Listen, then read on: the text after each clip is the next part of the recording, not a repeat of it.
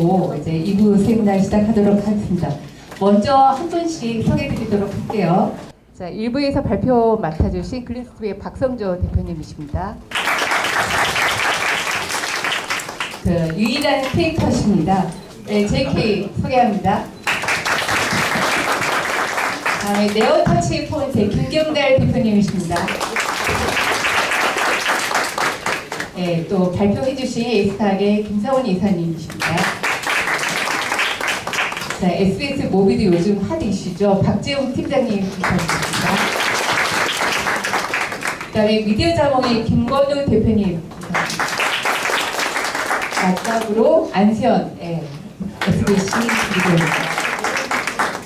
저희가 아마 이 참가 신청 받을 때 이제 이 토론분들 패널 다 소개해드리고 질문도 같이 받았었거든요. 그 질문을 다 포함하지를 못하지만 제가 한 번씩 그 부탁을 드릴 때 그 질문 몇 개씩을 같이 제가 여쭤보는 것으로 하겠습니다. 오늘 1부에서 이제 발표 때 들으시면 알겠지만 2부 토론을 어떻게 진행할까 하다가 일단 그 박성조 대표님이 지금 그 PT에서 보여주셨듯이 콘텐츠 부분하고 유통 부분 또 광고 부분을 좀 나눠서 얘기를 하는 것도 어떨까 싶어서 먼저 콘텐츠 얘기부터 해보겠습니다. 그래서 이제 발표하신 분들 가능하면 좀 뒤쪽에 제가 여쭤보겠고 먼저 콘텐츠 쪽에 네오터치 포인트의 김경달 대표님 2015년에 처음 이제 사용한 이후에 굉장히 아주 바쁘게 여기까지 달려오셨는데 질문은 뭐가 있었냐면 그동안에 그 네오터치 포인트에서 만든 그 자체기의 그 컨텐츠들은 뭐가 있었고 그 다음에 지금까지는 좀 많이 바뀌고 있잖아요. 그 바뀐 컨텐츠 유형이 무엇이었는지 이제 이런 질문이 포함되어 있었어요. 그리고 또 제가 추가로 또 드리고 싶은 질문은 만들어 오면서 굉장히 여러 가지 유형이 있었는데 국내 플랫폼뿐만이 아니라 이제 해외 플랫폼에서도 유통을 했었는데 그게 이제 어떻게 좀 달랐었고 지금 앞으로 어떤 준비를 또 하고 계시는지 같이 한번 여쭤보도록 하겠습니다. 네, 반갑습니다. 저는 김경달이라고 하고요. 사실 오늘 관심들이 이렇게 많이 높은 것 같습니다. 그 제목도 절묘하게 잘 지은 것 같은데요. 넥스트 콘텐츠라는 키워드와 MCN 그리고 길을 묻다라는 부분이 모두가 다 뭔가에 대한 수요가 지금 커진 상태? 일종의 뭐 정보의 수요가 급증하면서 공백이 많이 커져 있는. 근데 이제 흔히 우리가 레거시 미디어도 얘기하고 새로운 신흥 컨텐츠 플레이어도 얘기하는데 다들 그 새로운 실험이나 도전을 해야 될 시기라는 건 아는데 그걸 어떻게 할까에 대한 고민을 하다 보니까 이제 오늘 이런 자리도 관심이 높아진 것 같고요. 이제 질문 주신 것처럼 네오터치 포인트가 가진 그런 그 경험, 도전 속에서는 뭐 어떤 그 사례들이 있는지 간단하게 설명을 좀 드릴게요. 다만 앞서서 오늘 토론이 이제 시작이니까 저 개인적으로 오늘 얘기를 나누고 싶었던 대목이 하나는 지금 우리가 너무 분산되어 있는 컨텐츠 소비 환경 모바일로 오면서 다들 혼란스러움 그리고 문화지체라고 할 수 있는 시차가 있는 것 같거든요. 그래서 그 전체적으로 제가 얘기하고 싶은 포인트 하나는 이제 새로운 창작의 생태계 그리고 유통의 어떤 생태계를 꾸려가야 한다라는 이야기인데요. 저는 사실 상대적으로 포털에서 한 12년 일을 했었습니다. 그래서 동영상 같은 경우도 유통 플랫폼의 관점에서 동영상 전략을 많이 고민했는데요. 그러다가 2015년 초에 이제 직접 창업을 해서 콘텐츠 지금은 창작 중심으로 하면서 유통 사업 이렇게 광고 쪽도 하고 있는데 제가 생각할 때는 아직 생태계가 꾸려지는 데 있어서 시간이 조금은 더 걸릴 것 같습니다. 뭐 웹툰을 예를 들면 네이버 웹툰 플랫폼이 자리를 잡는 데까지 한 7년 걸렸다고 보통 얘기를 하거든요.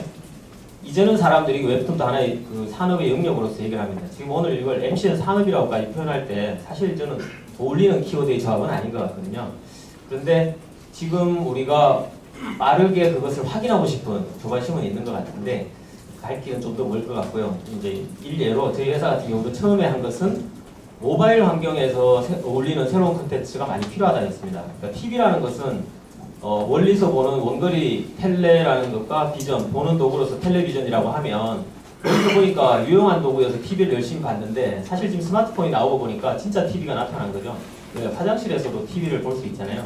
근데 거기에 어울리는 컨텐츠나 서비스는 지금 많이 태부적이고 그러다 보니까 여기에 맞는 컨텐츠가 나오면 사람들한테 충분히 어필할 수 있겠다 라는 생각에서 그러면 모바일 환경에 어울리는 컨텐츠는 뭘까? 그래서 맨 처음 만들었던 건 내 손남이라고 해서요. 내 손 안의 남자친구. 그래서 다마고치 게임이 있듯이 매일매일 내가 소통하고 관심을 갖고 키워가면 육성하는 뭐 이런 게임처럼 컨텐츠를 그렇게 수시로 소통하면서 그걸 보면 소비를 하면 뭐 프리미엄 서비스 넘어가거나 어떤 유료화의 가능성도 있고 또 실제 모바일 디바이스를 스마트 단말을 더 현명하게 잘 쓰는 게 되지 않을까라고 해서 남자친구를 스마트폰에 넣어놓고 가끔씩 꺼내보는 그리고 얘기하고 소통하고 뭐 이런 그 컨셉으로 만들었고요. 한 120개 클립 만들어서 몇 달 연주를 하고 했는데 실제 중국에 뭐 라이선스 판매도 하고 성과는 나쁘지 않고요. 이후에 그걸 웹소설 작가를 5명 또 붙여서 전자책을 만들었습니다. 그래서 웹소설을 읽다가 동영상을 보고 뭐 이런 형태의 새로운 포맷을 뭐 이름을 저희는 비주얼 픽션이라고 붙였는데 그걸 만들어서 카카오 페이지나 지금 교보에 입점해서 이제 판매를 시작하고 있는 단계고요. 그리고 그걸 또 게임하고도 접목시켜서 해보고 싶은 생각에 뭐 모색도 하고 있고 이런 게 한 갈래고요. 근데 그걸 해보니까 컨텐츠에 대한 투자는 상당한 비용을 많이 수반하는데 그걸 수익으로 바로 만들어내기가 어렵더라고요. 아까 말씀드린 중국에 조금 뭐 판매를 하긴 했지만 그래서 그 경험 기반 위에서 뭐 그 과정에서 또 SM하고 같이 해서 FX 걸그룹 그 컴백할 때 FX 1cm라고 해서 예능 컨텐츠를 일반인과 소통하는 모델로 해서 또 온라인 컨텐츠 만들어서 중국의 유쿠랑 뭐 협업하고 했는데요. 그러면서 아예 중국 시장을 겨냥하고 해봐야 되겠다. 당시에 우리가 만드는 컨텐츠들이 작은 회사인데도 플랫폼 비중으로 볼 때 중국이 4분의 1을 차지하더라고요. 그래서 이건 앞으로 갈수록 국내에서는 쉽지 않겠고 글로벌하게 사이즈를 키워야 된다는 생각에서 중국 겨냥하고 서울걸즈라고 해서 서울 여자라는 컨셉으로 서울 여성, 젊은 여성들의 어떤 핫 아이템, 핫 트렌드를 소개하는 데일리 컨텐츠. 그게 이제 내 손남처럼 매일매일 연재하는 어떤 짧은 클립들을 가져가니까 사람들이 몰입도가 생기더라고요. 그래서 어떤 분은 뭐 민낯으로 보니까 미안하다고 그 화장하고 가야겠다 뭐 이런 피드백도 있었는데 그런 사람들과의 어떤 몰입감을 가지면 충분히 브랜드 협업도 이제 확장해 갈 수 있겠다라는 생각에서 서울여자라는 걸 만들었고 그런데 그게 유쿠에서도 좋아해서 이제 독점 계약까지 다 했는데 뭔가 이야기가 길어지니까 이상하죠. 역시나 갑자기 이제 사드가 터지면서 실제 손실만 좀 많이 안고 뭐 생각만큼 평가는 못 냈습니다. 이후에 이제 동남아를 좀 많이 이제 탐색을 하는 뭐 그런 형태로 가고 그 외에 이제 모바일에 어울리는 형태로 브리핑 포맷의 컨텐츠를 열심히 또 많이 개발해서 만들어가고 있고 또 다른 걸로는 이건 네이버의 V하고 협업해서 그 9개국어로 바로 가는 이제 V의 그 라이브 캐스팅 아이돌 육성 프로젝트도 같이 진행하고 있습니다. 뭐 이런 형태의 어떤 컨텐츠 하는 게 있고요. 다르게는 컨텐츠를 좀 뭔가 만들었는데 온라인으로 유통을 하고 싶은데 어떻게 할지 모르겠다라고 하는 이제 협력업체들 컨텐츠를 이제 유통하는 게 있고요. 아까 질문석에 이제 글로벌 부분도 있었는데 하나만 마지막으로 붙이면 그때 중국의 컨텐츠를 유통해 보니까 엑소덕스라는 타이틀도 있었는데요. 그 젊은 애들의 어떤 입덕 문화를 소개하는 거였는데 사실 그게 힘을 받고 먼저 피드백이 나온 것은 중국이었습니다. 그러니까 어떻게 알고 네이버에 들어와서 중국어로 댓글을 달고 있는 거예요. 그래서 저희도 이제 중국어로 다시 번역까지 하면서 그러니까 중국에서 요구했던 건 그 커뮤니티에서 컨텐츠를 좀 주면 자기들이 자막을 다 달고 자기들끼리 나눠보고 싶다는 거였어요. 근데 그러지 말고 우리가 그러면 이걸 자막 다 달아서 유쿠에 얹을 테니까 거기서 봐라 뭐 이렇게 했었는데 그러니까 어떤 컨텐츠 유통하는 데 있어서 우리가 나름대로 그 좀 뭐랄까 집중력을 갖고 만들면 기획만 잘하면 얼마든지 중국에서 이용자들은 그 어필이 되더라. 그 동남아도 마찬가지고요. 그래서 인도네시아 작년에 콘텐츠진흥원 그 행사 때 저도 갔었는데 그때도 같이 미팅들을 좀 해보니까 반향이 제법 있더라고요. 그런 컨텐츠에 대한 수요는 상당히 크고 또 최근에 베트남 쪽 미팅도 한번 했는데 거기서도 어떤 짧은 형태의 숏폼 필름에 대한 니즈가 많은데 한국 컨텐츠에 대해서는 상대적으로 왠지 뭔가 앞서가 있고 좋다라는 인식을 갖고 있더라고요. 그래서 이건 충분히 앞으로 가능성은 있겠다라는 거는 이제 확인을 했습니다. 그리고 한 가지 더 했던 거는 이제 ODK라고 미국의 이제 온디맨드 코리아가 있는데 그걸 거기랑 같이 협업하면서 저희 그 내 손남하고 한 120개 클립을 같이 연재를 해봤습니다. 그랬더니 좀 생각보다 저희는 그 감성적으로 잘 맞을까 싶었는데 왜냐하면 그 컨텐츠 만들 때 한국의 대학생들 인턴을 많이 같이 협업하면서 여자들이 이제 남자에게 그 심쿵했던 순간 뭐 이런 걸 이제 한 200가지 사례를 수집하고 그걸 5명의 스토리 라인으로 엑셀에 차트를 짜듯이 이렇게 한번 만들어보고 했었는데요. 한국적인 감성이라고 생각했거든요. 어쨌든 많은 스토리요. 근데 미국에서도 반응이 잘 나와서 그런 부분에서도 계속 이어서 좀 하면 좋겠다고 이쪽은 요청은 뭐 오기도 하고 그랬는데 그런 형태로 뭐 이렇게 하나의 진행을 하고 있고요. 이후에 또 얘기 나오겠지만 이러한 실험들을 계속 해나갈 때 중요한 것은 지속 가능성인데 사실 저희 스스로 느끼기에는 지속 가능성은 상당히 떨어진다. 좀 과장되게 얘기하면 컨텐츠는 만들수록 손실이다. 그런데 거기에서 브랜드 밸류랄까요? 경쟁력을 키우면서 이제 새로운 형태의 어떤 수익 모델을 발굴해야 한다라는 게 이제 숙제인 것 같습니다. 그런 부분에서 조금 있다가 뭐 수익 모델 이런 부분에 있어서는 좀 더 다른 이야기 드릴 수 있을 것 같습니다. 네, 감사합니다. 다음으로는 이제 저희 패널 중에 유일하게 크리에이터로 참석하신 JK에게 부탁드리겠는데요. 네, JK에게 들어온 한 질문을 몇 가지 더 말씀드리자면 MCN 지금 비디오 빌리지에 계시잖아요. 그래서 MCN이 어떤 그 지원을 해주는지, 어떤 도움을 받는지 이런 또 질문이 있었고, 뭐 지금 많은 도움을 받고 있겠지만 더 많이 지원해줬으면 하는 게 무엇이 있는지 또 이런 질문이 있었으니 이거 말씀하실 때 좀 같이 대답했으면 좋겠고요. 제가 또 궁금한 것은 지금 채널을 JK 뭐 ENT 엔터, TV, 그다음에 아까 말한 뭐 코리아 플러스 여러 가지 채널을 운영을 하고 있고 각각 타겟도 다르고 유통 방법도 좀 다르고 있는 것 같아요. 그것들이 차이점 어떻게 또 작품 제작은 각각 다르게 하고 있는지 그리고 이 굉장히 많은 콘텐츠들을 팀과 함께 지금 제작을 하고 있는데 그런 소재 아이디어는 또 어떻게 얻고 있는지 같이 말씀해 주시면 감사하겠습니다. 저는 사실 MCN 회사에 제가 3년 정도 전에 연락이 와서 들어가게 됐는데 그때만 해도 제가 MCN 회사가 약간 연예인 기획사처럼 매니지먼트 형태로 되는 줄 알고 들어갔는데 엄청 큰 실망을 하게 됐죠. 해주는 게 없거든요 사실. 왜냐면은 정말 수십 명의 사람들 관리를 해야 되다 보니까 그 사람들도 수익 장면을 분명히 생각할 수밖에 없으니까 돈이 되는 친구만 케어해 줄 수밖에 없더라고요. 그래서 사실 해줄 수 있는 건 저는 크게 없다고 냉정하게 말씀드릴 수 있는데 물론 거기서 기본적인 교육적인 거나 내가 유튜브를 어떻게 설계할 수 있는 그런 기본적인 방향성을 잡아주는 것도 있고 사실 뭐 정신적인 것도 좀 도움을 받을 수도 있고 가장 큰 거는 아무래도 거기 소속감인 것 같아요. 제가 그 비디오 부지한테 소속이 되는 순간 저희가 이제 저희 크리에이터들끼리는 이제 3사 MCN을 보면서 보통 이렇게 얘기를 하거든요. 다이아 TV는 약간 SM 같고 약간 트레전트는 약간 YG 같고 뭐 어디는 뭐 이렇다. 죄송합니다. 비디오 부지는 약간 YG 같고 트레전트는 약간 좀 JYP 같다고 하는데 저희 회사마다 다 분위기가 다른데 비디오 부지 같은 경우는 약간 좀 가족 같은 분위기예요. 그래서 한 명이 잘 돼도 전체가 잘 될 수가 있어요. 왜냐하면 비디오 뷰즈라는 MCN에 소속된 이유로만 해도 엄청나게 많은 팬덤을 가져갈 수 있거든요. 저 또한 처음에는 그 비디오 뷰즈의 소속 크리에이터라는 이유로 굉장히 많이 도움을 받았었고 아무래도 소속돼 있었던 크리에이터들이 잘 되다 보니까 저도 되게 많이 도움을 받았었는데 사실 비디오 빌리지 MCN 회사에서 제가 받았었던 가장 크게 느꼈던 거는 정산 혹은 뭐 광고? 왜냐면 사실 연예인도 마찬가지인 게 자기가 가서 자기를 세일을 할 수가 없거든요. 몸값이 어떻게 됐을 때 500만 원, 1000만 원 얘기할 수 없는데 회사가 대행해주고 직접 그런 몸값을 얘기해주니까 전 좀 편하게 좀 광고를 진행할 수도 있고 사실 제일 중요한 거 중에 하나는 제가 일일이 애드센스를 받으면서 하는 건 귀찮은데 회사에서 일일이 다 해주기 때문에 그 부분이 되게 좋은 것 같고 너무 솔직했나요? 네. 그리고 제가 아까 말씀 주셨던 제가 다 채널 운영하고 있는 이유 중에 가장 큰 거는 제가 사실 외국에서 오래 살다 왔는데 2008, 9년도부터 제가 유튜브에 미쳐 있었거든요. 근데 제가 그때 느꼈었던 것 중에 하나가 제가 이제 한국에 이제 21살, 22살쯤에 들어왔는데 한국이랑 그 서양이랑 너무나도 문화적인 차이가 많더라고요. 특히나 컸었던 거는 제가 거실에서 맘 편히 TV를 볼 수가 없더라고요. 어쩔 수 없는 게 우리나라 문화 자체가 아버지가 리모컨을 갖고 있지 아들이 갖고 있지는 않잖아요. 양아치가 아니고서는. 죄송합니다. 너무 방송 나가거든요. 네.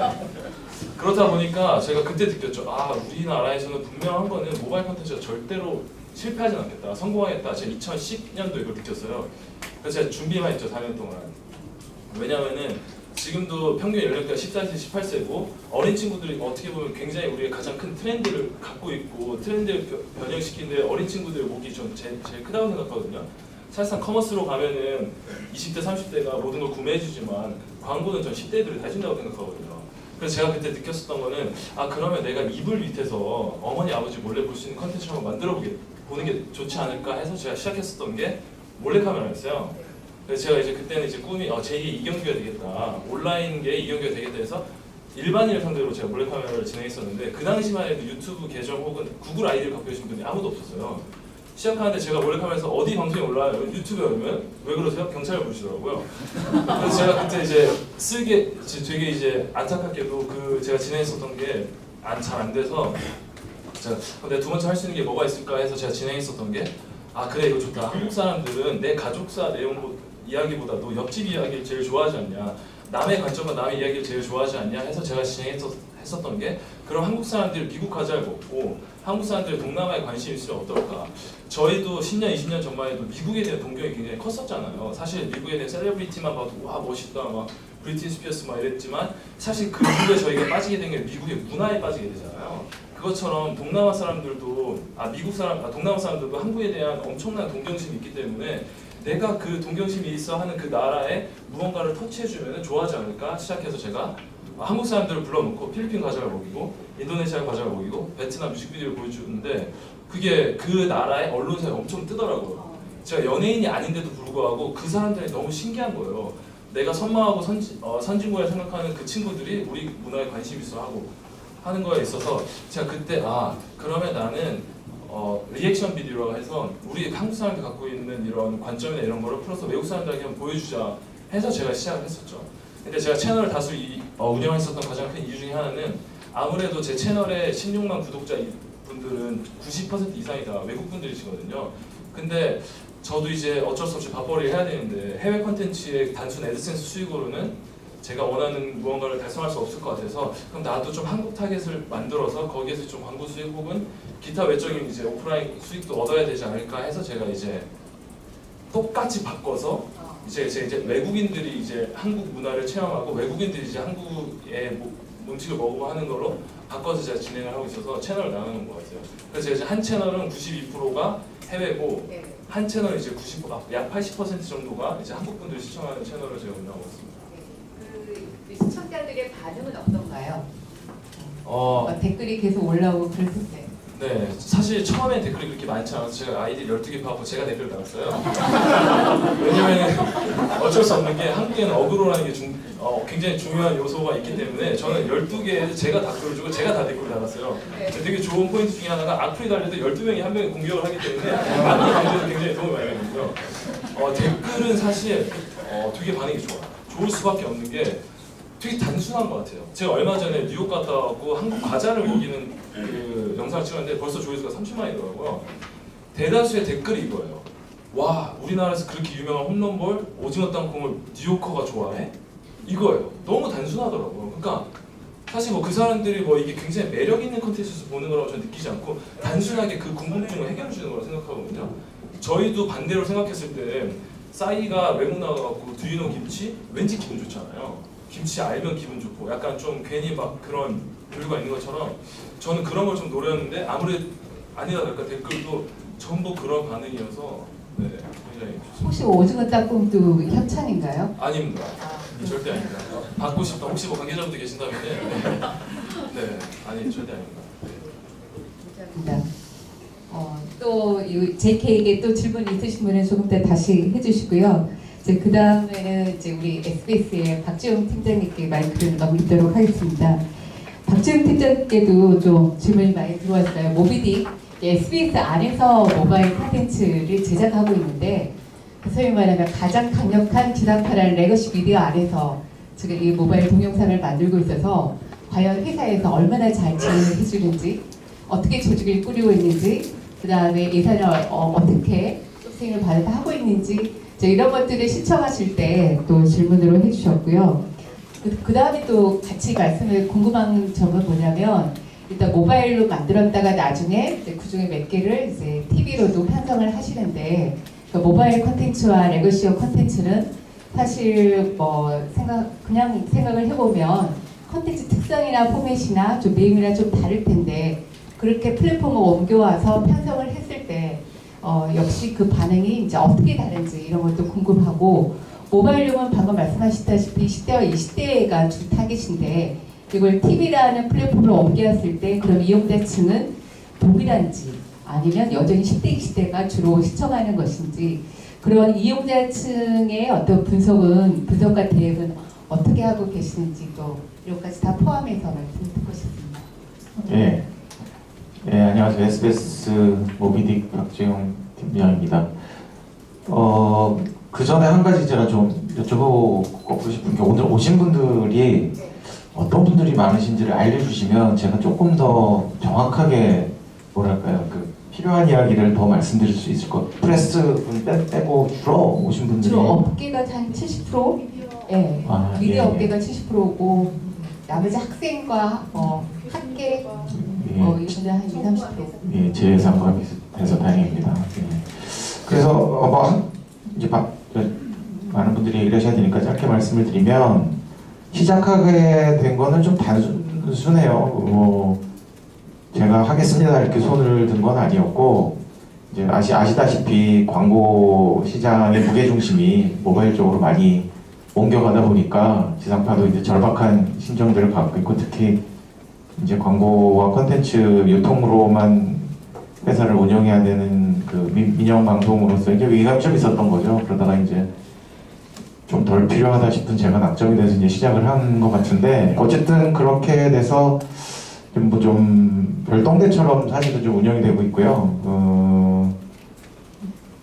오늘 오신 분들에게 또 그 좀 뭐랄까요 같은 맥락으로 좀 말씀을 드리고 싶은 거는 이제 좀 그 지상파 콘텐츠를 하던 제가 이제 이 모바일 콘텐츠를 하면서 느꼈던 게 시작할 때는 사실 걱정도 있었어요. 우리가 뭐 아시겠지만 좀 작년 6월달에 첫 업로드를 했으니까 늦기도 했고 그래 스타트업 하시는 분들에 비해서 늦기도 했고 분석 같은 걸 해본 적도 없었고 뭐 대중들을 상대해서 시청률이라는 숫자만 신경을 쓰다가 이제 뭐 협찬 중심의 컨텐츠를 해야 되니까 뭐 니즈도 맞춰야 되고 뭐 어떻게 해야 될지도 도대체 감을 잘 못 잡겠더라고요. 게다가 또 하나 좀 조심스러웠던 거는 이 스타트업들이 주류를 이루고 있던 이 모바일 컨텐츠 생태계를 지상파 뭐 사실은 회사에서 이렇게 큰 지원을 받는 건 아니지만 지상파라는 이름으로 좀 이 생태계를 혼란스럽게 하는 것처럼 보이면 어떨까 뭐 이런 걱정도 좀 있어서 좀 조심스러워서 어디 가면은 SBS라고 안 그러고 그냥 모비딕 PD라고 이렇게 얘기를 합니다. 그럴 정도로 이제 좀 그랬는데 저희가 이제 주목했던 거는 지상파 만들었던 친구들이 주축이 돼서 이제 하기 때문에 컨텐츠의 접근을 조금 다르게 하자라는 생각을 했어요. 이제 MCN 위주의 컨텐츠와는 다르게 조금 더 뭐랄까요 규모 있고 뭐 예산도 조금 투입을 해서 보는 사람들이 이제 좀 다른 이제 수요층들을 좀 창출해 보자. 어떻게 보면 아까 우리 박 대표님께서 얘기하셨던 틈새 전략의 거꾸로 한 버전이라고 생각하시면 좀 쉬울 것 같아요. 지상파에 했던 노하우와 사실은 뭐 피드들이 지금 7명이 모여 있지만 우리들 모여서 아무리 머리를 짜도 이 스타트업 같은 지금 되게 또 JK 같은 그런 아이디어가 나오기 좀 어렵더라고요. 차라리 우리가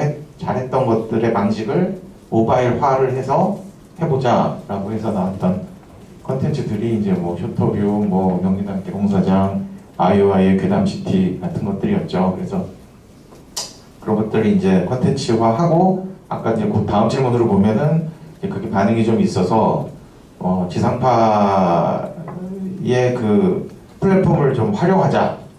이거 뭐 어차피 12시에 뭐 기특한 컨텐츠도 없는데 좀 씁시다 그래갖고 이제 제가 편성에다 얘기를 해서 그걸 이제 그 TV용으로 좀 다시 이렇게 편집을 좀 했죠. 아시겠지만 모바일 컨텐츠는 이렇게 방송윤리위원회 심의 규정을 준수 안 해도 되는데 지상파에 나가는 것들은 그런 심의를 또 받아야 되는 게 있어서 뭐 그런 것도 조금 편집해서 내는 거를 했는데 여기서 또 좀 주목하고 말씀드릴 만한 게 있는 것 같아요. 사실은 저는 뭐 아까 말씀드렸지만 좀 모바일 컨텐츠를 늦게 시작해서 이렇게 많이 알지는 못하는데 제 주변의 모니터를 이제 해보면 모바일에서는 굉장히 히트를 치고 알려진 콘텐츠인데 길 가는 사람을 잡고 물어보면 안 사람이 또 적은 경우가 많아요. 또 어떻게 보면 이 매스미디어적 대중적인 관점에서 보면 좀 나뉘어 있는 측면이 있다라는 생각을 하게 된 거예요. 그 모바일 콘텐츠를 잘하는 사람,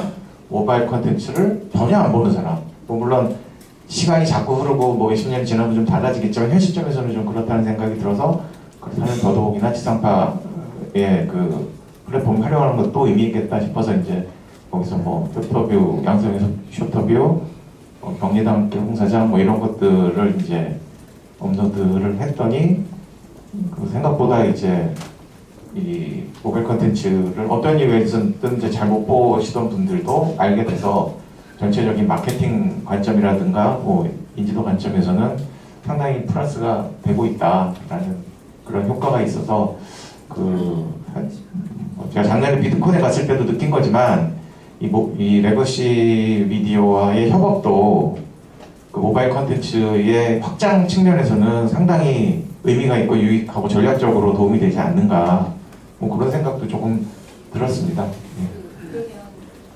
모비딕의 그 컨텐츠가 뭐 아까 말한 그 네오 터치 포인트나 72초나 이런 쪽에서 맞는 그 모바일 동영상하고 좀 어떻게 좀 다르다고 생각을 하시나요? 저희는 이제 좀 아무래도 그 셀러브리티 연예인들을 이제 주로 좀 활용하고 연예인들과의 이제 뭐랄까 장단점들과 그 커뮤니케이션들이 좀 있다 보니 그런 친구들을 좀 활용하고 그 다음에 그거의 장점과 그 다음에 연출자들, 프로듀서들이 하고 싶었던 건데 TV라는 매체 때문에 그 제약받았던 것들을 여기서 좀 녹이는 거, 뭐 그 아이오의 괴담식 같은 것도 사실 TV에서는 하기 어려운 것들이었거든요. 그 다음에 뭐 그런 이제 좀 하기 어려웠던 그런 좀 소재라든가 표현에 좀 그런 걸 자유롭게 할 수 있는 그 욕구를 접목시킨 콘텐츠가 좀 저희들의 색깔이 아니었나 상대적으로 그렇게 생각합니다. 다음은 이제 미디어 자몽의 김건우 대표님께 이제 기회를 드리는데요. 저도 한 2년 전부터 MCN을 공부할 때 미디어 자몽 열심히 글 읽으면서 배워왔었거든요. 이제 바로 그걸 만드신 분이 지금 앉아 계신데 그렇게 MCN 전문지로 시작을 했다가 지금은 이제 콘텐츠 클라우드 펀딩을 본격적으로 지금 하고 계세요. 어떻게 해서 그렇게 그쪽으로 좀 주력을 하게 됐는지 얘기를 들어보고 싶고 지금 현재 이제 그것뿐만이 아니라 브랜디드 콘텐츠 제작 지원도 하고 팟캐스팅도 이제 같이 운영을 하고 있어서 그것들이 어떻게 지금 다 연관되고 서로 이제 시너지를 내고 있는지 함께 말씀 부탁드립니다. 안녕하세요. 저는 미디어 자몽의 김건우라고 합니다. 이제 제가 MCN 전문지로 일단은 이제 대외적으로 커뮤니케이션을 하게 됐는데 기본적으로 제가 이제 거의 지금 한 10년 정도 한 마케팅 회사를 운영을 했고 거기서 이제 자체 서비스를 해야겠다는 생각에서 자몽이라는 이제 법인을 새로 설립을 하고 이제 비즈니스에 뛰어들었는데 저의 시작은 좀 단순했습니다. 저는 이제 이쪽 시장에 대해서 이미 좀 잘 알고 그 공부도 하고 있었던 상황에서 앞으로 이제 1인 미디어의 성장에 대해서 좀 주목했던 입장에서 제가 갖고 있는 사업의 가능성 중에 가장 쉽게 시작할 수 있는 게 무엇일까를 하다가 처음에 이제 팟캐스트 스튜디오를 작게 시작을 해서 콘텐츠, 그러니까 사람들한테 이제 렌탈을 하는 이제 서비스를 시작을 했거든요. 그러다가 이제 콘텐츠가 모이니까 또 이거를 또 저희만의 서비스로 뭔가 하고 싶어서 몽팟이라는 팟캐스트 플랫폼도 개발을 하고 그 플랫폼을 개발하다 보니까 사람들이 자꾸 이제 정보나 이런 방식이나 아니면 트렌드에서 자꾸 물어보거나 그거에 대해서 이제 이야기를 해달라고 하더라고요. 그래서 가만 생각해 보니까 그러면 우리가 언론사로서의 역할을 하면 어떨까 해서 이제 미디어를 2015년도에 다시 이제 리런칭으로 해서 시작을 했습니다. 가만 보면은 제가 하는 사업들은 좀 린하게 간 것 같아요. 그러니까 필요에 의해서 시작을 했지만 거기서 모여진 정보라든가 이제 소비자들의 필요가 저희에게는 사업의 기회가 됐고 그걸 하나씩 만들면서 지금 이제 여러 가지 사업을 또 전개를 하고 있는데요. 대표적으로는 이제 현재 스튜디오를 운영을 하면서 언론사로서의 역할을 하고 네트워킹을 가지고 저희는 이제 궁극적으로는 크리에이터들을 도와주는 회사가 되자 해서 자몽이라는 회사 이름도 스스로자의 꿈, 몽이라는 뜻으로 스스로 꿈을 이룰 수 있게 도와주자 이런 모토를 가지고 하고 있거든요. 그러다 보니까 이제 가만 보니 콘텐츠를 제작하는 사람들이 가장 필요로 한 게 사실상 어떤 제작비라든가 이런 부분에서 좀 필요성을 강하게 느꼈고 저희도 사실 지금 이제 굴러갈 수 있는 운영 자금도 많이 필요했습니다. 그러다 보니까 처음부터 돈이 돌아가게 만드는 서비스가 어떤 게 있을까 하다 보니 이제 크라우드 펀딩이라는 거에 이제 제가 좀 주목을 하게 됐고 거기서 이제 저번 3주 전에 제가 비트콘에 가서 이제 정식으로 콘텐츠 펀딩을 서비스를 자몽에 지금 붙여가지고 시작을 하고 있습니다.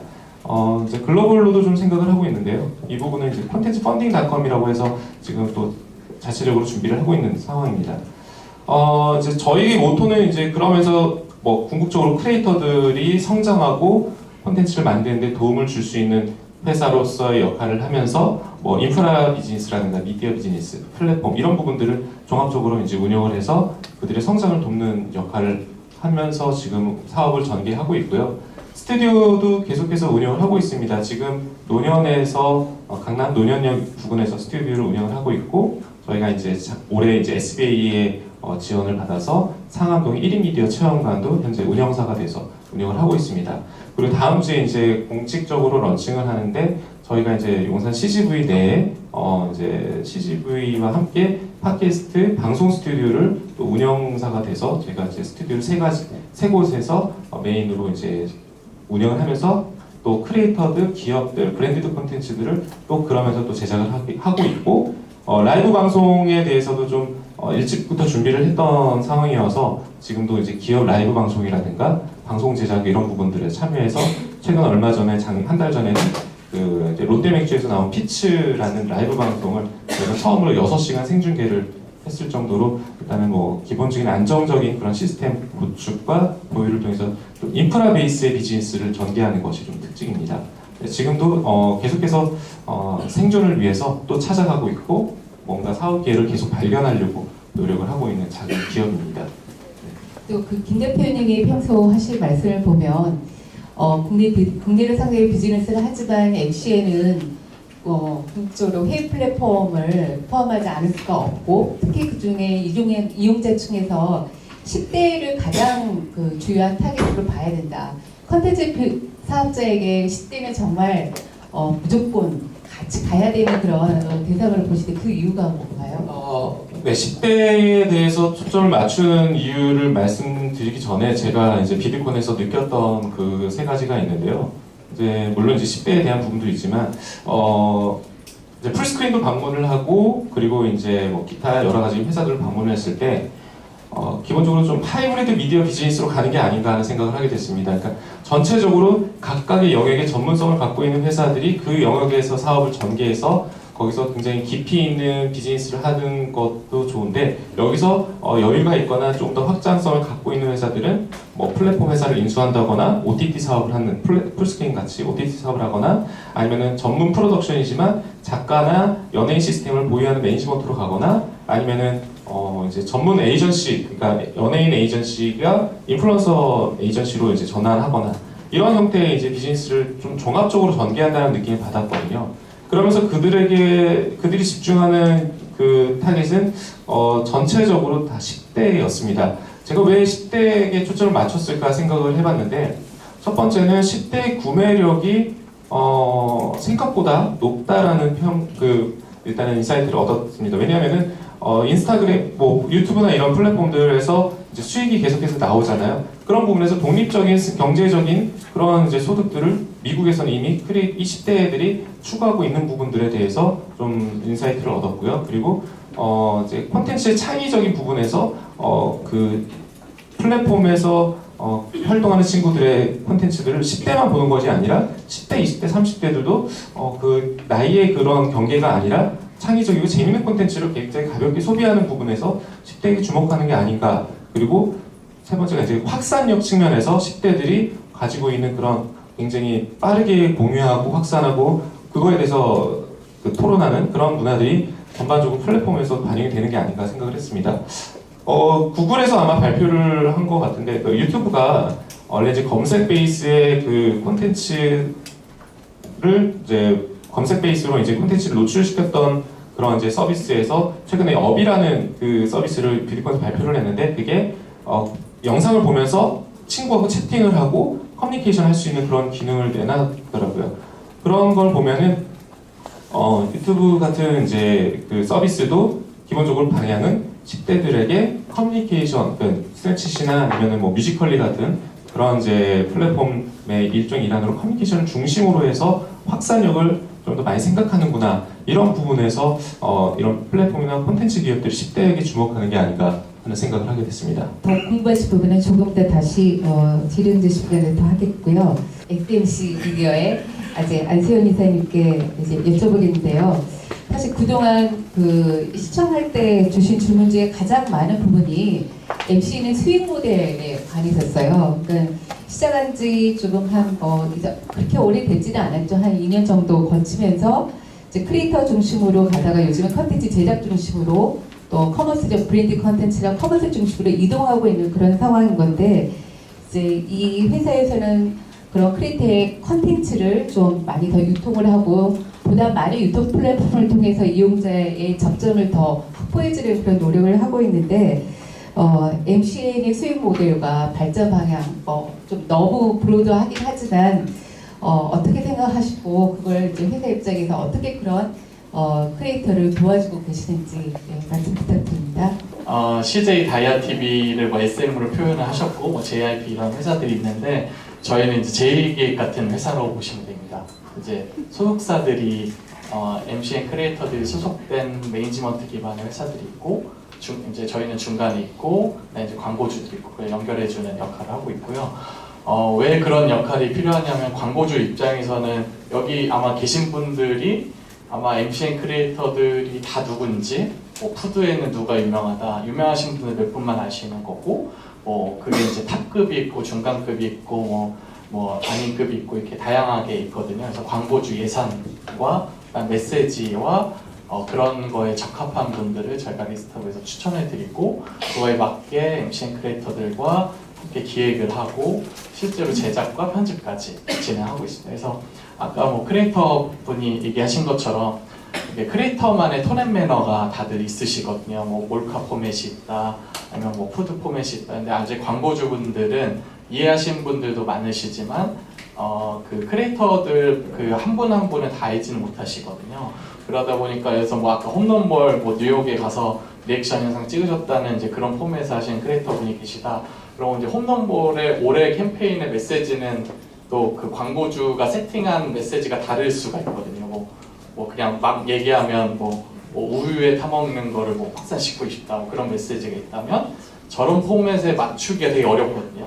그러니까 근데 광고주는 일반적으로 레거시 미디어와 어떤 셰프 영상을 찍었을 때 15초 동안 광고 메시지를 넣어야 되는데 지금 크리에이터들이 제작하는 건 3분, 4분인데 3, 4분 내내 광고적인 메시지를 넣으면 아무도 안 보거든요. 구독자들 떨어져 나가고 그걸 효과 실제적으로 그게 그러니까 MCN 크리에이터 영상은 좋아요와 댓글과 공유가 많아야지 이게 확산이 되는 건데 기존 레거시 미디어들은 광고를 집행해야지 많이 보는 거죠. 그러니까 완전 다른 거죠. 그래서 이게 MCN 영상들은 광고 영상은 확산 가능한 영상이어야 되는 게 가장 중요한데 그런 포인트들을 광고주분들이 이제 MCN 크리에이터마다 정확하게 이해를 하고 있어야 그게 완성이 되는데 하기가 어렵다는 거죠.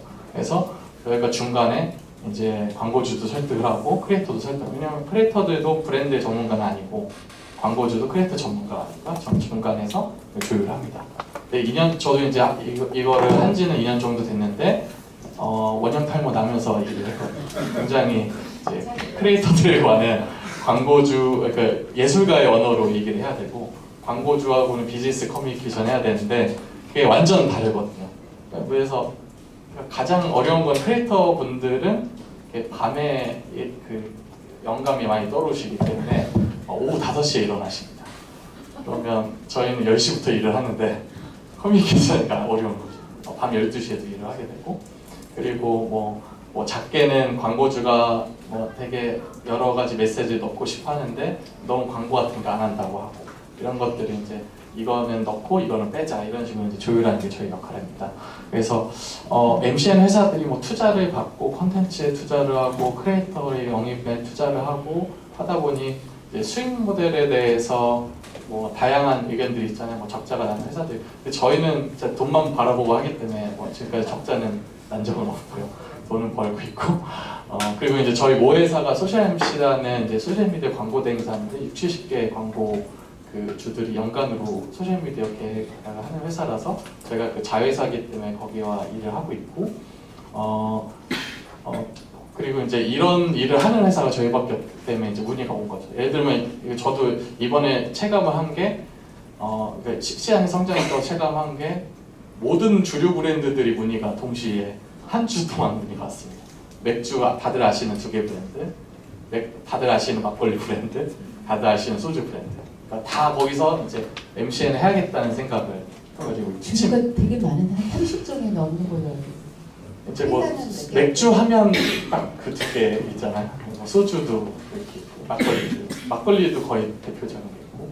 그런 그 중에 이제 저희가 한 2개 정도는 지금 여기 비디오 빌리지하고도 맥주는 같이 하고 있고, 뭐 막걸리는 여러 크리에이터들과 진행이 있고요.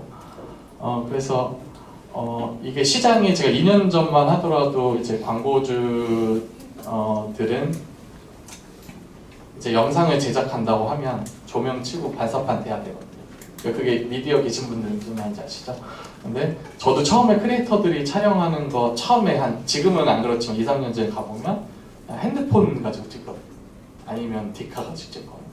근데 그런 이제 중간에 어떤 광고주는 500만 원, 1000만 원, 2000만 원 예산을 가지고 제작을 하는데 이제 그걸 이제 핸드폰만 가지고 했을 때 어떤 좀 퀄리티에 대해서 생각하고 있는 게 다를 수도 있고, 물론 핸드폰 가지고 찍는 게 재생수가 더 많이 나오기도 합니다. 예를 들어서 뭐 페이스북에서 먹방하는 친구가 있다.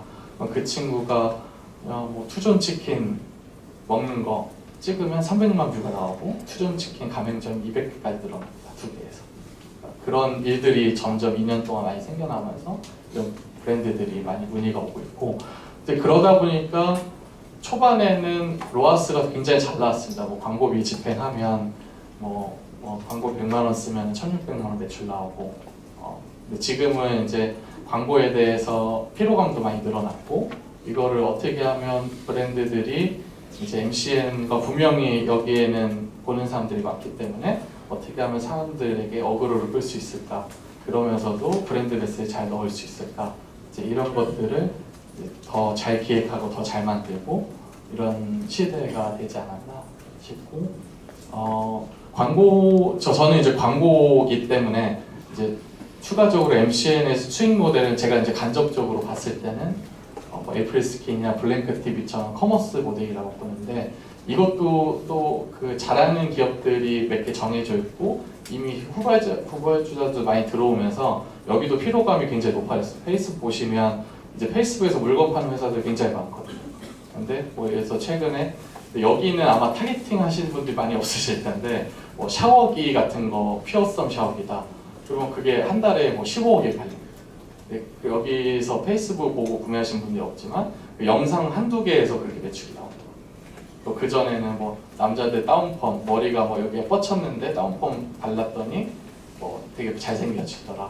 여자들은 쿠션 같은 거 홍조가 있는데 3번 두들겼더니 없어지더라. 이런 영상들, 그러니까 10대, 20대들이 보는 이제 홈쇼핑 같은 영상들이 페이스북에서 굉장히 많아졌고, 이것들에 대해서 어떻게 하면 수익률을 더 낼 수 있을까에 대한 것들. 근데 이게 그런 영상들은 대기업들을 못 만드는 영상이거든요. 퍼포먼스 마케팅만을 위한 영상들이기 때문에 뭐 퓨어썸 샤워기다 한강 가서 한강물 누런 물을 그걸로 이렇게 해서 뭐 바로 정수된 물을 뿜어내는 이런 영상들을 제작을 하는데, 그냥 배경이나 이런 거 고려하지 않고, 근데 이제 그런 것들은 대기업 입장에서 못 찍는 영상이 브랜딩 영상을 찍어야 되니까.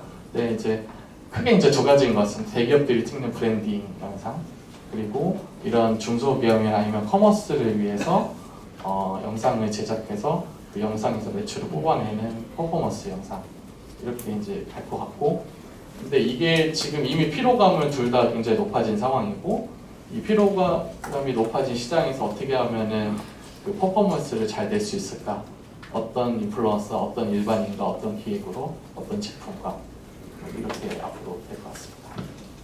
감사합니다. 이제 그 토론 패널에 모두 말씀 한번 들었고요. 이제 두 분 발표자께 한 번씩 이제 기회를 드리도록 하겠습니다. 박소재 대표님은 여쭤볼 게 너무 많아서 마지막으로 여쭤보겠고요. A스타의 김세용 이사님께 여쭤보겠는데, A스타 굉장히 생소했었거든요. 근데 기사 검색을 해보면 의외로 굉장히 많은 기사가 있더라고요. 그래서 A스타이 언론 홍보를 굉장히 잘하고 있는 그런 회사라는 인식을 좀 받았었는데, 오늘 이제 발표를 드리면서 좀 궁금한 점이 좀 생겼었는데, 지금 증권정보 서비스하고 교육 서비스를 유료 모델로 하고 계시더라고요. 그리고 꽤 많은 소위 말하면 저기 구독자, 그러니까 유료 회원을 확보하고 계셔서 이제 좀 다른 분들하고 다르게 굉장히 비즈니스가 안정적이죠, BM이. 그러면서 또 거기에 그치지 않고 사실 이 컨텐츠라는 그것도 회의라는 굉장히 리스키한 그쪽에 또 도전을 하고 계셔서 아마 이게 이런 안정적인 캐시카우가 있어서 그렇게 새로운 어떤 도전이 가능하지 않나 그런 생각을 해봤고, 그게 이제 그런지 아니면 이제 어떻게 그런 어떤 재원 관리를 하실 것인지 한번 또 여쭤보고 싶었고, 그 다음에는 또 의외로 모든 걸 다 하는 게 아니라 각 단계 밸류 체인별로 비즈니스를 확장할 때마다 유사한 서비스가 있는데 그 유사한 서비스가 제휴를 맺으면서 가더라고요. 그러니까 어떻게 보면 경쟁사이고 경쟁 서비스인데 그냥 그 대결 모드로 가는 게 아니라 그들과 적극적으로 협력을 하면서 그러니까 말 그대로 상호 협력 모델을 아주 말 그대로 이상적으로 잘 실현하고 있는 기업이지 않나 그런 생각이 들었습니다. 이제 어떻게 그렇게 하게 됐는지, 그리고 그 성과가 실제로 어떻게 지금 뭐 아직 시기가 많이 지나지는 않았지만 어떻게 진행되고 있는지 다 얘기해 주십시오. 그 초반에 설명드린 것처럼 저희 회사는 많은 플랫폼 비즈니스들을 하고 있습니다. 그 플랫폼 비즈니스 내에는 저희 MCN의 특성을 활용하는 비즈니스도 있고 또 그렇지 않은 비즈니스도 있거든요. 여러 가지 사업을 시도하는 데 있어서 유료화 모델을 가지고 시작을 한다는 건 사실 대표님 철학입니다. 서비스가 시행이 되는 첫날부터 매출은 나와야 된다는 대표님 철학이고, 사실 그 철학에 저도 개인적으로는 공감을 하고 있습니다. 사업이 안정화가 되고 무언가 그 다음 투자가 되려면 말씀하신 재원이 확보가 되어야 되는데, 지극히 사업적인 판단으로 봤을 때 불특정한 미래 그리고 불확실성에 대한 투자를 하는 것은 회사로서 굉장히 위험하기 때문에 저희는 향후 발전을 기대를 하지만 그 부분을 약간 뒤로 밀어놓고 지금 당장 저희가 할 수 있는 것, 그리고 지금 당장 성과를 낼 수 있는 것에 집중을 하고 그렇게 모델을 짜고 있는 중이고요. 베트남에서 하고 있는 서비스도 마찬가지입니다. 저희가 사실은 여기 모여 계시는 분들 중에 MCN 산업에 대한 이해도가 가장 낮은 회사일 수도 있습니다. 말씀드린 것처럼 저희는 MCN 산업을 특성을 이용도 하고 또 협업도 하지만 실제로 이용을 하지 않고 있기도 하거든요. 그런데 그 MCN 산업의 특징이 뭐냐라고 특정을 짓는 것 자체가 조금 어려운 일이 아닐까 싶어요. 1인 미디어를 이용한 산업, 그리고 개인화된 특성들을 가지고 많은 팔로워들을 모을 수 있는 그런 특징의 산업. 이 규정 자체가 굉장히 모호하고 또 넓다고 생각하거든요. 실제로 저희가 지금 베트남에서 런칭을 해서 운영을 하고 있는 욜로 트립메이트 서비스는 굉장히 재밌는 특징을 가지고 있습니다. 아까 말씀드린 것처럼 저희가 여행을 할 때 필요한 여러 가지 서비스나 상품들을 판매할 수 있는 컨시어지 서비스 판매 플랫폼이라고 소개를 드렸는데, G마켓이라는 플랫폼을 예로 들면 사실은 정형화된 페이지와 정형화된 마켓, 그리고 정형화된 상품들이 이미 세팅이 되어 있고 그걸 어떻게 더 많은 사람들한테 소개해서 접근을 할 수 있느냐가 이제 관건이잖아요. 저희 플랫폼은 모든 페이지가 그리고 모든 상품이 각 게스트별로 개인화돼서 생성이 됩니다. 한 호스트당 여러 명의 게스트들을 받게 되는데 이 게스트들의 니즈와 특징은 다 다르거든요. 또 집중해야 되는 상품군도 다르고요. 그래서 호스트가 그 게스트의 특징을 파악을 하고 이 게스트에 대해서 적합화된 상품을 세팅을 하고 링크를 생성을 하게 되면 그 링크는 그 게스트, 대상인 게스트와 또 그 링크를 보내주는 호스트 단 둘만 접속할 수 있는 굉장히 개인화된 페이지고, 이 페이지 내에서 그 상품을 홍보하기 위해서 호스트가 여러 가지 사진을 이용을 한다거나 아니면 MCN처럼 영상을 찍어서 영상으로 상품을 설명을 한다거나 이렇게 활용을 하고 있고, 이게 사실 MCN에 속하는지 안 속하는지 저희는 모르겠어요. 잘 구별해지지 않고 있는데, 어쨌든 정리해서 다시 말씀을 드리면 저희는 어떤 서비스를 만드는 데 있어서 그 다음 단계로 넘어가기 위해서는 사업적으로 재원이 반드시 필요하기 때문에 바로 매출을 일으킬 수 있는 사업 모델을 찾고 있는 중입니다. 그리고 또 네. 파트너와의 제휴 네, 어떻게 하고 있나요? 저희 회사의 모토는 아까 말씀드린 것처럼 저희 회사의 비즈니스 플랫폼 모델을 가지고 생활을 가능하게 하는, 여러 가지 생활들을 가능하게 언제 어디서나 누구든 활용을 할 수 있게 하자라는 모토를 가지고 있는데, 사실 저희는 구글이나 아이폰처럼 무언가를 혁신적으로 개발하는 회사는 아닙니다. 지금 나와 있는 여러 가지의 상황과 지금 여러분들 옆에 있는 플랫폼들, 그리고 여러분들이 인지하지 못하고 있지만 사실상 생활에서 쓰이고 있는 이러한 가치들을 서로 융합하고 연결해서 좀 더 편하게 만드는 서비스거든요. 욜로 트림메이트 컨시어지 서비스를 제가 다시 예로 들자면, 플랫폼은 사실은 그 컨셉은 한국에서도 여러 가지 회사들이 또 시도를 하고 있고, 오프라인에서는 이미 굉장히 오래전부터 호텔에서 운영을 하고 있는 서비스죠. 컨시어지라는 단어 자체가 이제 뭐 호텔에서 가방을 들어준다거나 아니면 벨보이들이 하는 여러 가지 역할들을 뜻하는 단어인데, 이렇게 오프라인에서 하는 것들을 온라인으로 좀 더 편하게, 그리고 본인이 받을 수 있는 서비스들을 게스트가 본인이 직접 선택할 수 있게 한다는 그런, 지금보다는 좀 더 편한 플랫폼을 구상을 하고 있고, 그렇기 때문에 저희가 모든 걸 창조할 필요는 없다고 생각하고, 저희보다 앞서서 그 산업을 영유를 하고 있다거나 아니면 저희가 필요한 기능을 가지고 있는 회사와 협업을 하는 걸 굉장히 즐기고 있습니다. 네, 그런 것들이 또 좋은 성과로 나타나고 있는 것 같고요. 네, 감사합니다.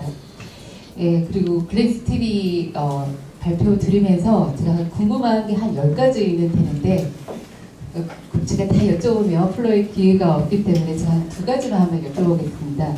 발표하신 것 중에 그러니까 디렉션만 얘기한다고 말씀하신 솔루션은 아니다라고 말씀하셨지만, 사실 그동안의 비즈니스 경험을 통해서 상당히 많은 노하우를 발표로 다 말씀을 해주신 것 같은데, 그 콘텐츠와 커뮤니티와 커머스의 관계를 얘기하면서 무조건 영상을 만든다고 커머스가 잘 되는 건 아니다. 그러니까 소위 말하면 브랜드에 대한 충성도 내지는 어떤 커뮤니티 형성이 필요하다라고 이제 윤식당에 이제 심화를 예를 들어 주셨는데, 그 굉장히 정말 스페셜한 케이스인 거고, 이렇게 어떤 레거시의 채널이나 이런 그 인지도가 높은 어떤 플랫폼을 통해서 노출하지 못하는 그런 콘텐츠 같은 경우는 그런 커미트먼트를 어떻게 좀 형성하도록 해야 되는지, 그걸 글래스 TV는 어떻게 좀 도와주고 있는지 그게 좀 궁금하고요. 이제 두 번째는 각 밸류 체인별로 할 수 있는 모든 파트너와의 협력이 굉장히 중요하다.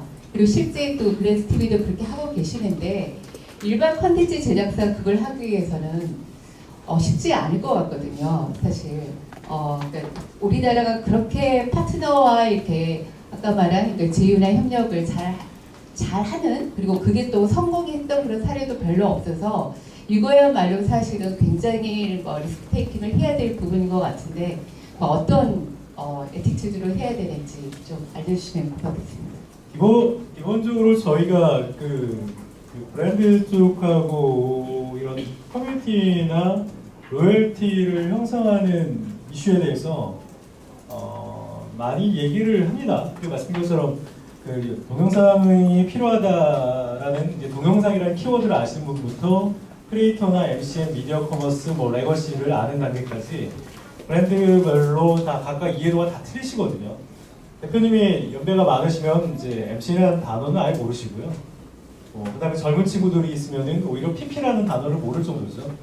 그러니까 각각의 이제 멤버들이나 각 브랜드마다 처한 환경들이 다 다릅니다. 근데 중요한 거는 이제 그 브랜드별로 갖고 있는 이제 그 담당자별, 그러니까 각 회사에 임한 그 레벨별로의 인사이트가 다릅니다. 그래서 뭐 대리급인 마케팅 실무자는 KPI가 조회수가 많이 나왔으면 좋겠어요. 예산 대비. 그리고 자기는 오케이예요. 근데 부서장은 이제 매출 얘기를 하죠. 부서장은 이제 조회수가 100만 나온다고 해도 매출이 나오면 부서장은 실적이 안 되는 거거든요. 저희가 이제 다만 이제 오너분들이나 대표님들은 매출 나오는 것보다도 이제 브랜드 가치를 이제 추구하시는 분들이 더 많습니다. 이게 우리가 옳은 방향으로 가고 있느냐, 이게 더 중요하게 보시거든요. 그러다 보니까 저희가 이제 실무자분부터 이제 부서장 또 대표님들까지 다 만나면서 컨센서스를 수립하는 거에 많이 주력을 합니다. 그리고 이제 커뮤니티라는 부분에 대해서도 브랜드 분들한테도 이미 이제 유통을 경험하신 분들은 다 인지를 하시거든요. 전통적인 레거시 미디어를 경험하지 않고도 커뮤니티가 만든 사례가 있냐? 제가 오늘 미디어 커머스 세미나 발표를 하고 왔지 않습니까? 정말 많습니다. 정말 많습니다. 제가 2001년도에 케이블 방송에서 안 팔리는 그 DIY 채널이라고 해서 그 헤드크래프트 채널에서 담당 PD라고 있었는데요. 제가 담당했던 저희 브랜드가 보시였습니다. 보시하고 헤펠레라는 브랜드였거든요. 목공이었어요, 목공. 그 당시에 그 DIY라는 목공 프로그램이 안 되죠. 이게 이제 뭐 살 수 있는 데도 없었고요. 하지만 커뮤니티화가 정말 잘 됐었고요. 그때 저희 같이 또 일했던 브랜드가 당시 로드샵을 런칭했던 미시아입니다. 미시아는 아시다시피 그 당시에 뷰티넷이라는 커뮤니티가 있었고요. 그 당시에 마이클럽과 팟즈가 있었습니다. 소비자들은 미시아라는 브랜드를 먼저 알기 전에 뷰티넷이라고 커뮤니티를 먼저 알고 있었죠. 그러니까 뷰티넷이 어느 정도 인지도가 쌓여진 다음에 미시아가 이제 로드샵에 런칭을 했고요. 언젠가부터 이제 뷰티넷이라는 카테고리가 미시아의 브랜드 커뮤니티로 바뀌면서 이탈이 발생해서 잊혀졌다가 최근에는 또 뷰티넷이라는 커뮤니티화가 되고 있는 상황인 거죠. 그럼 두 번째 질문이 뭐였죠? 파트너십을 어떻게?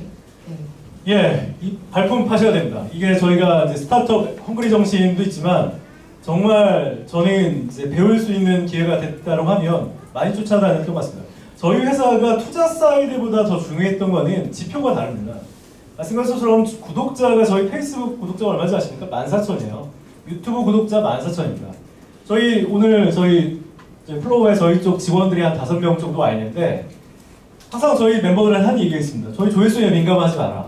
그러니까 조회수 자체가 저희가 중요하지 않다라는 게 아니라 지금 저희는 조회수가 중요한 게 아니라 디렉션이 중요합니다. 그러니까 영상이나 톤 매너, 저희가 어떤 지표, 어떤 광고주랑 일을 하고 어느 플랫폼에 가고 어떤 컨텐츠를 만들고 우리가 브랜드한테 어떤 가치를 주고 또 반대로 브랜드는 우리한테 어떤 가치를 주는가. 그러면서 가장 고민했던 것들이 이제 이런 거였죠. 야, 그럼 갑 같은 을이 돼야 되는 거 아니겠냐? 우리가 어차피 영상을 제작을 하는 입장에서 브랜드를 계속 수정을 얘기할 바에야 차라리 내가 렛민 같은 프로그램을 앵커화를 시켜가지고 한다라고 하면 닥터스는 안 빠질 텐데 그러면 우리가 오리지널로 갖고 렛민 같은 형태의 매체력과 어떤 강력한 IP를 가져가는 게 중요하지 않겠냐라는 관점이 있는 거죠. 그러다 보니까 사실은 브랜드에 대한 설득이나 래퍼를 만드는 게 중요합니다. 저희가 지난주에 저희 유튜브 크리에이터 행사에서 아마 탑 크리에이터 분들한테 몇 번 제가 얘기했던 게 있을 거예요. 브랜드 콜라보레이션 전략을 어떻게 하느냐. 첫 번째는 래퍼를 만드는 게 중요합니다. 저희가 영상을 만들어준다고 했을 때 저희가 브랜드 콘텐츠 만듭니다 했더니 제가 제일 첫 번째 했던 데가 대홍기획 브랜드 플레이스먼트 팀을 갔던 것 같은데 그 콧방울 끼시더라고요. 뭐 레드불 같은 거라도 만드시려고 하시나요? 뭐 BMW 이런 거 얘기하시더라고 하더라고요. 그래서 저희가 레드불하고 MOU를 맺어가지고 160편을 찍었습니다. 그 다음부터는 브랜드 컨텐츠를 잘 만드는 얘기 자체를 안 합니다. 그리고 코카콜라도 마찬가지고요.